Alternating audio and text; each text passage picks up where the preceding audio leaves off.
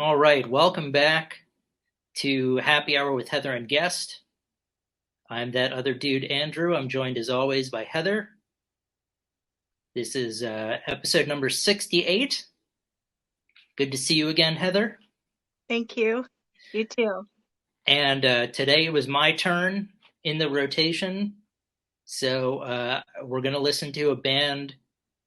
I'm pretty sure it's pronounced DRÖÖG. I think it's DROOG, but both O's have umlauts. And I figured out, I got the derivation of the band name, so I can tell you where it comes from. But we can also guess. Um, so they are from Fallon, Sweden. And then we're also going to talk about a band called Wizard Tattoo from Indianapolis, Indiana. So do you care which one we begin with? No. Okay. So why don't we start with DRÖÖG? Okay. Um, and I think I had so this is I'm going to play audio from one of my favorite podcasts called Analyze Fish, and it was Harris Whittles. Unfortunately, has passed away, but he was a stand-up comic. He used to write for Parks and Rec. He played one of the animal control guys, Harris. And in real life, he was a huge fan of the band Fish, and many of his colleagues would make fun of him about that. So he and Scott Aukerman, the creator of Comedy Bang Bang, had a podcast called Analyze Fish, where Harris would try to convince Scott to listen to to actually like the band Fish.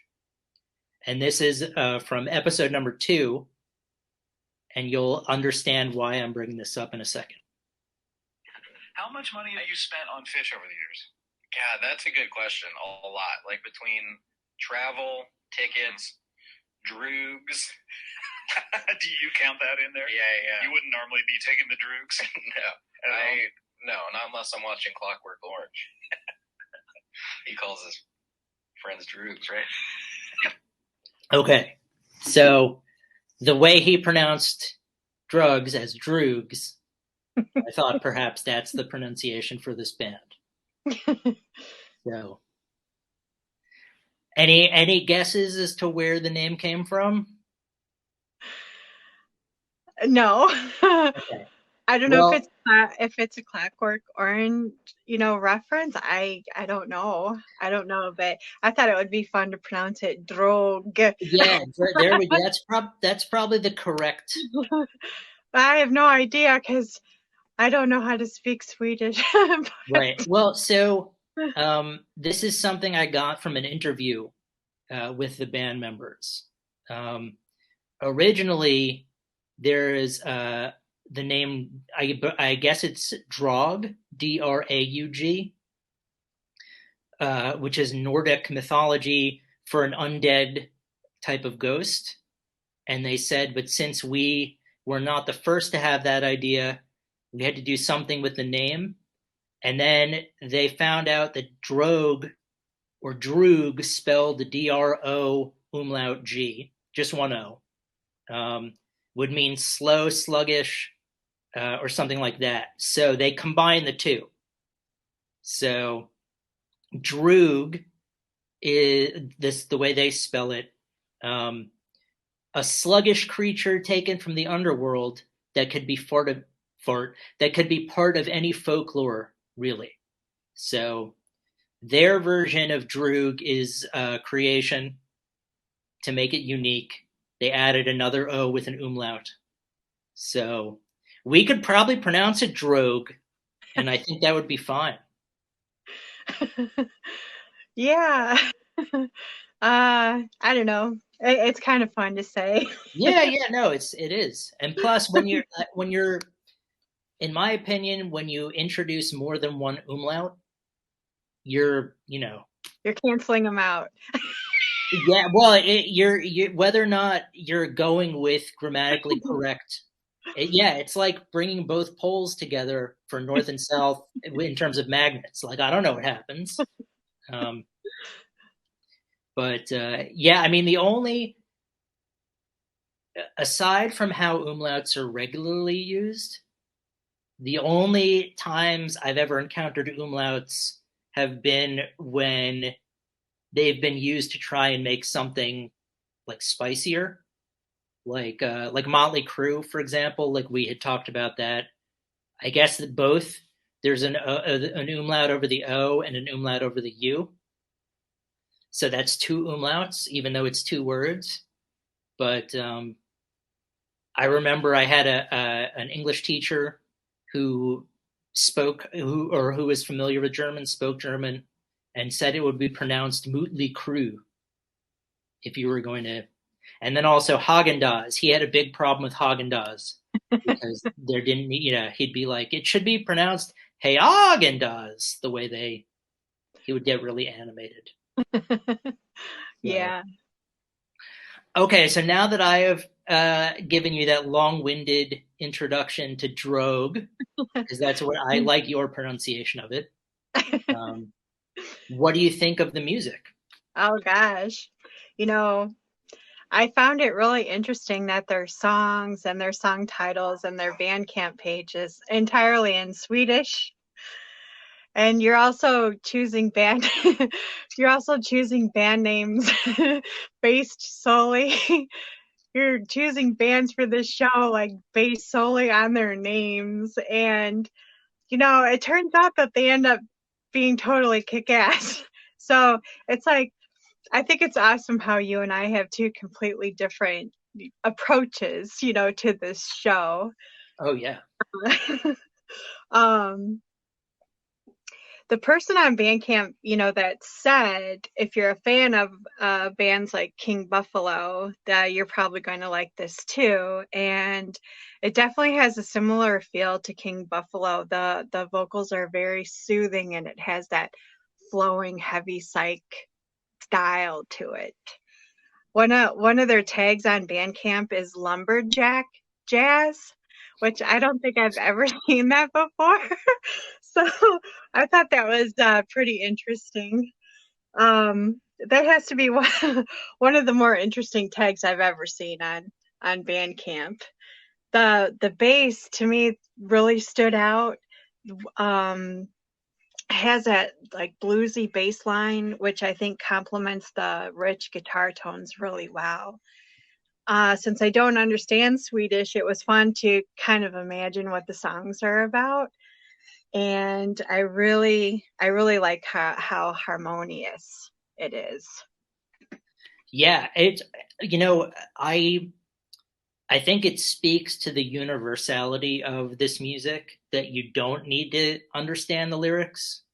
And I think in the interview where I found where they talked about the name, I think they purposefully did that. They wanted the music to be able to tell a story just through what you imagine they're singing about. Um, and it really is. I mean, the music is good enough that you don't need to know necessarily. Um, Yeah. and yeah, it's funny. Just to. I feel like your and my approach to this show is like if you had to cross the desert, you would be like, okay, well, let's prepare, and I'll need water, I'll need food, I'll need shelter, I'll need let me at least come up with a list. Whereas I would already be 100 feet into the desert, going, "Come on, let's just let's just do this." So whether I with my luck, I'd probably stumble upon an oasis. Like I'm picking names based, bands based on the name, and then the music happens to be good. Yeah. So yeah, the way that it would work is I would stumble upon like a stream or something in the desert, and be fine. But it would be a roll of the dice, certainly. So, Yeah. but that's half the fun of the show is like that we bring different approaches to it. Uh-huh. Yeah. Yeah. But yeah, this was another thing. I think this may have been from Bandcamp, from the DRÖÖG Bandcamp page, uh, through a dynamically orchestrated amalgamation of melodically mysterious and cinematically framed composition.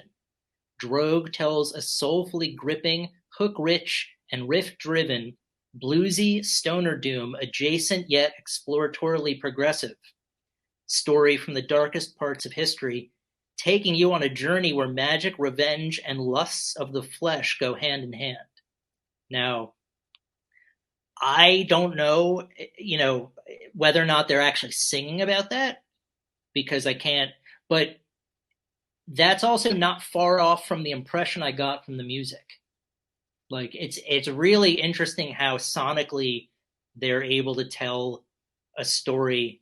Because I think the songs are probably meant to be listened to as like a whole album telling you, a story, as opposed to just picking out tracks. So Yeah. Yeah. I think we ended up probably listening to a pretty fascinating tale, that I have no idea what it's about because I don't understand the lyrics, but that's fine Yeah. because I can make it up in my head. Yeah. Yeah. Um, That leaves it to your imagination. yeah, Yeah. but yeah, I kept trying to think of who I would compare them to, and I don't really think they're like you had said. If you're a fan of King Buffalo or these other types of bands that work in the same genre, you'll probably be a fan of DRÖÖG, but they didn't really sound like anybody. Yeah. But it's very cool stuff. I would definitely recommend it. Yeah. Um, Yeah. and yeah, I think that was all that I had about DRÖÖG. You want to move on to Wizard Tattoo? Sure. Okay, so Wizard Tattoo is a one-person operation out of Indianapolis, Indiana. The album, I thought I had it written down. I think it's called Fables. Fables Fa- of Fables of the Damned. Fables of the Damned. Thank you Yeah. for being my safety net, as always. um, Fables of the Damned, which releases on June 23rd. Which So, that's a very important date. oh, is Yeah. it? Yes. That also, I believe that also happens to be your birthday. It does. It is. It does. So on my birthday, I can also celebrate that Wizard Tattoo's album will be released. Yes. So, Yes. but yeah, I'm always very impressed by one bands that have one person behind everything are usually really driven, and they put out a lot. They put out a lot of great music, and I'm really impressed by like what they're able to accomplish. Um, Jeff and Titanosaur is one of these people. So uh, I was already colored impressed by the fact that this is a one person operation. And I really loved the cover. Uh, the cover reminded me of like the Tales from the Crypt comic books that would have the Crypt Keeper on the front, and then there would be panels on the side with stories. So this one has kind of like a combination of Lord of the Rings meets Tales from the Crypt. But before I just completely go off the deep end, what are your thoughts on Wizard Tattoo? Well, there's I wanted to mention there's a video on YouTube of the first single that they released. It's called The Black Mountain Pass. And it's a really cool fantasy type video with some eye-catching animation. So I would definitely recommend checking that out. I saw the album art for Fables of the Damned. It's inspired by comics and horror movies, and was hand drawn by Bram the Bard himself, who's also the multi-instrumentalist behind the music. I like how it's a concept album that continues the story of the self-titled EP. It's great how you mentioned Vince Neil and Motley Crue. And well, this week and also last week, and saying, where's the fun in music? Well, I have to say that stoner music is pretty darn fun too. So that this album just kind of reminded me about the fun that can be in music. I listened to the self-titled EP and Fables of the Damned. The whole concept of wizard tattoo, I think, is very imaginative. I had to chuckle when I saw the song title, God Damn This Wizard Tattoo, which it happens to be a killer song too. But you can pre-order the album on Bandcamp, and it's a great fantasy-inspired concept album. You can't really go wrong with wizards and a possible descent into madness. And check out both albums to get the full story because they kind of are intertwined with each other. So definitely check them both out and you'll get the full story behind it. Cool. Yeah. And Black Mountain Pass is also available right now as a single on Bandcamp. So you can pre-order the album. You can get a taste of the song. For me personally, we got to listen to the album in its entirety, which was great. And once the song Ghost of Dr. Beast came on, I was like, all of a sudden, I was like, oh, whoa, this is okay. This, in the past, when I've heard songs like that, I'm like ready to join it. Like if there's a cult and I'm being indoctrinated through that song, then that was like when Amygdala by Slow Green Thing. So when I heard Ghost of Dr. Beast, I was like, whoa, this is, sign me up. Where do I sign up? So I'll go get a wizard tattoo if I have to. So yeah, so and wizard tattoo on Bandcamp, it suggests an Indianapolis-based rock band by multi-instrumentalist Bram the Bard that summons catchy riffs with progressive and heavy elements. So if you're looking for, like Heather had mentioned, a fun time listening to progressive and heavy riffs, then you should definitely check out Wizard Tattoo and get the EP so you can get the full story. But yeah, I would say get both DRÖÖG and Wizard Tattoo's albums, and you could just have a fun day. Yeah.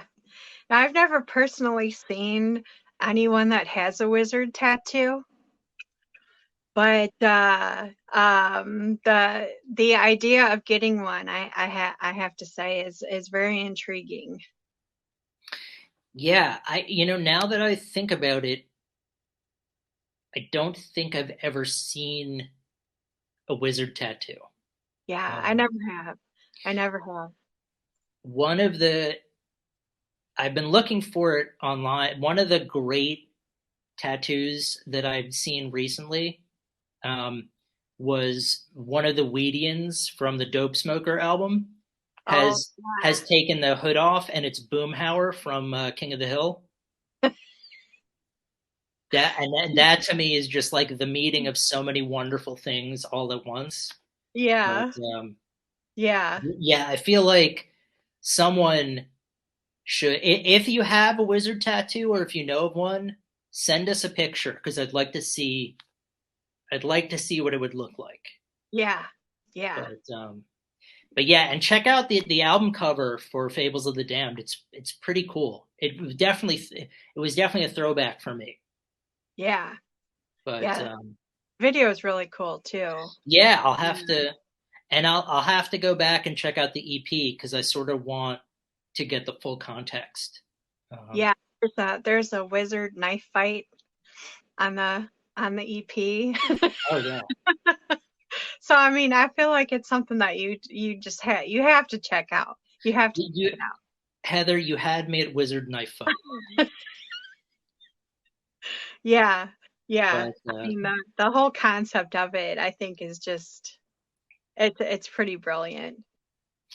yeah, right now I'm imagining.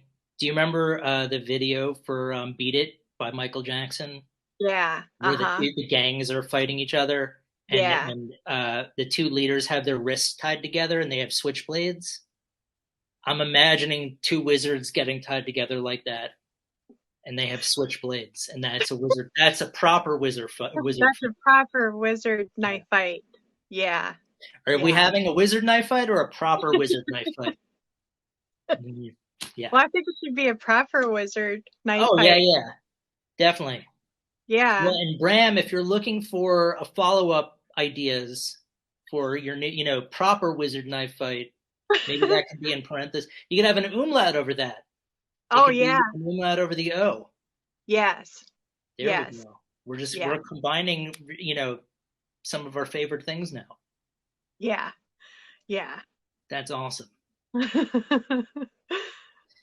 Yeah.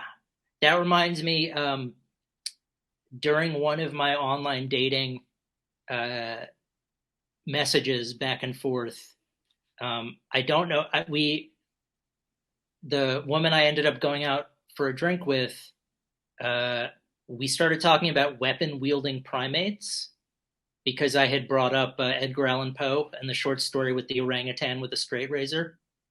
And then we thought that that would be a good band name. And then we spent a few minutes trying to figure out what sort of genre would you listen to a band called Weapon Wielding Primates. But either way, I am now gonna do some if nothing happens with proper wizard knife fight, then I'm gonna make sure to include it in something because that's too good of a name. Yeah. Yeah. That would be a great short story. Oh yeah, yeah. Yeah. It's a proper Yeah. wizard knife fight. Now I think that would be the tattoo right there. The You the two know, wizards and yeah.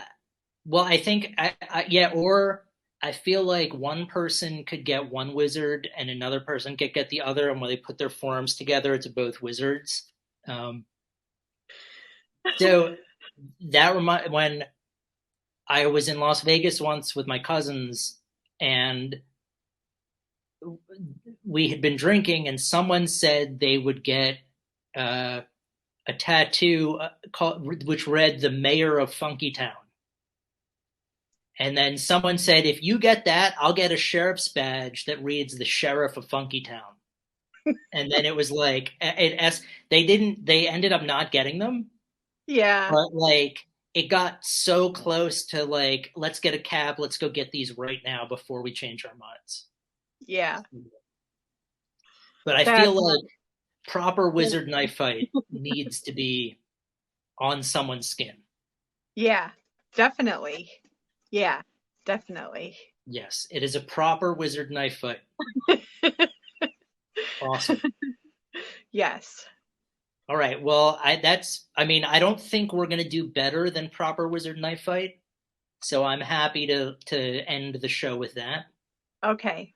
And I think next week it's your turn. We're doing funerals with a V, which is another one of my favorites, like an umlaut when you have a V. So Yes. Yes. that'll be good. And remember, if you're out there and you have wizard tattoos, let us know. Yes. Or if you have a tattoo Yes. with I'm an very umlaut, curious to see. I feel like if you have Oh spelling gosh. with an umlaut, Yeah. Yeah. I don't know if I've ever seen that either. no. So that would be interesting. Yeah. If I get a tattoo that reads proper wizard knife fight, there's going to be an umlaut on the O. Okay. And then I'll run into my English teacher, and he'll say, "Why do you have Prooper in Wizard Knife Fight?" Because he'll pronounce it the correct way. So Yeah. Yeah. that's fine. It'll be worth it. It'd be worth it. Yeah. Yeah. All right. Well, I look forward to talking about funerals next week, and we will see you then. Okay. Have a good day.